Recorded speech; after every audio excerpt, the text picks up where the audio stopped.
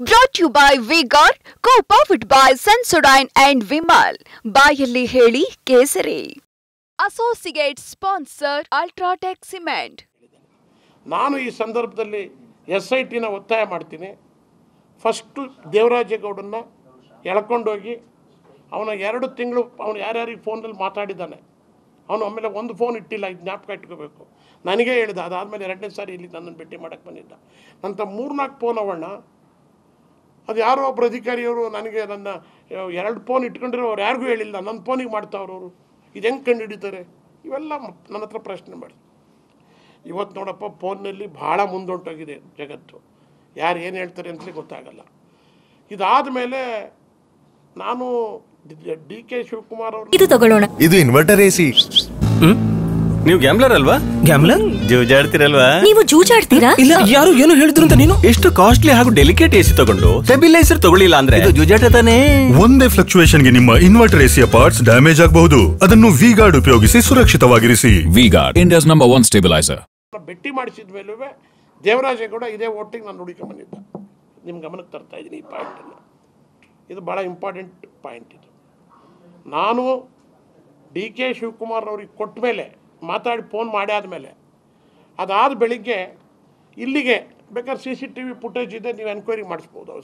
SIT enquiry ಮಾಡಿ ಯಾಕೆ ಬಂದಿದ್ದ ದೇವರಾಜೇಗೌಡ. ಅವನು ನನ್ನನ್ನು ದುಡ್ಡನ್ನು ನೇರವಾಗಿ ಕೇಳಿಲ್ಲ, ನಾನು ದುಡ್ಡು ಕೇಳೋನಿಂದ. ಅವನ ಭಾವನೆ ಏನಿತ್ತು ಅಂದರೆ, ಏನಾದರೂ ಮಾಡಿ DK ಅವ್ರ ಹತ್ರಕ್ಕೆ ನನ್ನನ್ನು ಏನಾದ್ರು ಹತ್ರಕ್ಕೆ ತಗೊಂಡೋಗಿ ನನಗೋಸಿ ದುಡ್ಡು ಕೊಡಿಸ್ತಾರೇನೋ, ಕೆಲವು ಮಾಹಿತಿ ಕೊಟ್ಟರೆ ಅಂತಕ್ಕಂಥದ್ದು ಅವನಲ್ಲಿತ್ತು ಅಂತ ನಾನು ಅನ್ಕೋತೀನಿ, ಅವನ ನಡವಳಿಕೆ ನೋಡಿದರೆ. ಈ ಕಾರ್ತಿಕ್ ಗೌಡ ಹೇಳಿರೋದ್ರಿಂದ ಇವೆಲ್ಲ ಉನ್ನಾರ ಮಾಡ್ತಾ ಇರ್ತಕ್ಕಂಥವ್ರು ನಿಮಗೆ ಮಾಧ್ಯಮದವ್ರು ನಿಮಗೆ ಚೆನ್ನಾಗಿ ಗೊತ್ತು. ಎಲ್ಲ ಯೂಟ್ಯೂಬ್ನಲ್ಲಿ ಕಳೆದ 2 ವರ್ಷದ ಮೇಲ್ಪಟ್ಟು ಸನ್ಮಾನ್ಯ ದೇವರಾಜೇಗೌಡರು ಈ ಚಿತ್ರಣದ ಹಿಂದೆ ಸಂಪೂರ್ಣವಾಗಿದ್ದಾರೆ. ನಾವು ನೋಡಿರೋ ವಿಡಿಯೋ ಇದ್ರ ಪ್ರಕಾರ ಯಾವುದು ಯೂಟ್ಯೂಬ್ನಲ್ಲಿ ಬಂದಿರತಕ್ಕಂಥ ವಿಡಿಯೋಗಳು ನೋಡಿದಾಗ, ಈಗ SIT ಅವರು ಇದನ್ನು ತನಿಖೆ ಮಾಡದೇ ಇದ್ದರೆ ಈ ಆತಂಕಗಳೆಲ್ಲ ನಮ್ಮ ಮೇಲೆ ಉಳ್ಕೋತದೆ. ನಾನು SIT ಅವ್ರನ್ನ ಒತ್ತಾಯ ಮಾಡ್ತೀನಿ. ದೇವರಾಜೇಗೌಡನ ಅವನು ಹೇಳ್ಕೊಂಡಿದ್ದಾನೆ ನೆನ್ನೆ ಯಾವುದೋ TV-ನಲ್ಲಿ, ನಾನು 80 ಕೋಟಿ ಡಿಕ್ಲೇರ್ ಮಾಡ್ಕೊಂಡಿದ್ದೀನಿ ಅಂತ. ಭಾಳ ಜನ ದುಡ್ಡು ಡಿಕ್ಲೇರ್ ಮಾಡ್ಕೊಂಡ್ರೆ ದುಡ್ಡು ಮಾಡೋಕ್ಕೆ ಪ್ರಯತ್ನ ಮಾಡ್ತಾರೆ. ಇವನ ದುಡ್ಡಿನ ಮೂಲವನ್ನು 3 ತಿಂಗಳು ದುಡ್ಡಿನ ಮೂಲವನ್ನು ಹುಡುಕಬೇಕು SIT ಅವರು. ಯಾವ್ಯಾವ ದುಡ್ಡು ಮೂಲದ ಅವನೇ ದಡ್ಡಲ್ಲ. ನಾನು ಸುಪ್ರೀಂ ಕೋರ್ಟ್ವರೆಗೆ ಹೋಗಿದ್ದೀನಿ ಅಂತ ಹೇಳ್ತಾನೆ. ಸುಪ್ರೀಂ ಕೋರ್ಟ್ವರೆಗೆ ಇವೆಲ್ಲ ನಾಟಕ ಆಡಿಕೊಂಡು ದುಡ್ಡನ್ನು ಮಾಡೋವಂಥ ಒಂದು ಪ್ರವೃತ್ತಿ ಇಟ್ಕೊಂಡಿದ್ದಾನೆ ಅಂತೇಳಿ ನಾನು ಅನ್ಕೋತೀನಿ.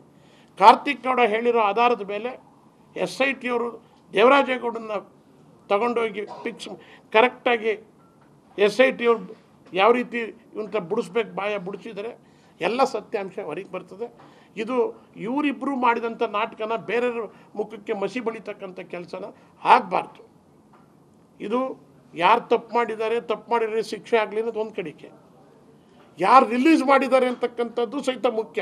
ಯಾಕೆಂದರೆ ಆ ಹೆಣ್ಮಕ್ಳ ಭವಿಷ್ಯ ಮುಖ್ಯ. ಇವತ್ತು ಆ ಸಂತ್ರಸ್ತೆಯವರ ಇವತ್ತು ಏನಾಗ್ತದೆ ಹಾಸನದಲ್ಲಿ ಅಂತ ಹೇಳಲಿಕ್ಕೆ ಬರೋದಿಲ್ಲ. ಅದಕ್ಕೋಸ್ಕರ ನಾನು ಒತ್ತಾಯ ಮಾಡ್ತೀನಿ SIT ಅವ್ರನ್ನ, ಇದು ತನಿಖೆ ಆಗಬೇಕಾದ್ರೆ ಕಾರ್ತಿಕ್ ಗೌಡನ ನಿನ್ನೆ ತನಿಖೆ ಮಾಡಿದ್ದೀರಿ, ತನಿಖೆ TV-ಗೆ ಬಂದು ಹೇಳಿದ್ದಾರೆ. ಕಾರ್ತಿಕ್ ಗೌಡ ನಾನೆಲ್ಲ SIT ಮುಂದೆ ಹೋಗಿದ್ದೀನಿ ಅಂತ ಹೇಳಿ. Brought to you by V-Guard, co-powered by Sensodyne and Vimal. ಬಾಯಲ್ಲಿ ಹೇಳಿ ಕೇಸರಿ. Associate sponsor Ultratech Cement.